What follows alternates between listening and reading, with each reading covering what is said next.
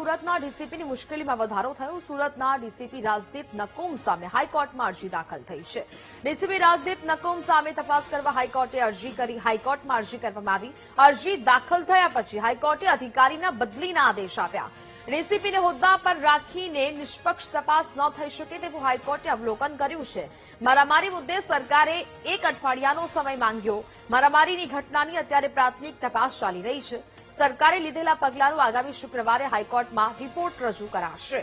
21 ઓગસ્ટના રોજ હાથ ધરવામાં આવશે આગામી સુનાવણી। રાજદીપ નકુમે હત્યાના ગુનાના 5 આરોપીઓને જાહેરમાં માર માર્યો હતો। આરોપીનું સરઘસ કાઢીને મારવામાં આવેલા મારનો વિડીયો વાયરલ થયો હતો।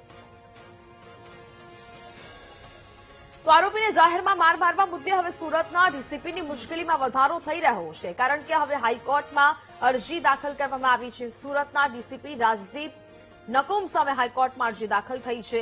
ડીસીપી રાજદીપ નકુમ સામે તપાસ કરવા માટે હાઈકોર્ટમાં અરજી છે તે કરવામાં આવી છે। હવે સરકાર દ્વારા રિપોર્ટ છે તે આગામી સમયમાં રજૂ કરવામાં આવશે। અરજી દાખલ થયા પછી હાઈકોર્ટે અધિકારીના બદલીના આદેશ આપી દીધા છે।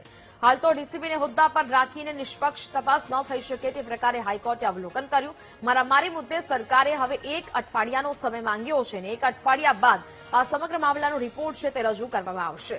મારામારીની ઘટનાની અત્યારે પ્રાથમિક તપાસ ચાલી રહી હોવાનું નિવેદન છે તે સરકાર દ્વારા આપવામાં આવ્યું છે। 21 ઓગસ્ટના રોજ હાથ ધરવામાં આવશે હવે વધુ સુનાવણી। રાજદીપ નકુમે હત્યાના ગુનાના 5 આરોપીને જાહેરમાં માર માર્યો હતો।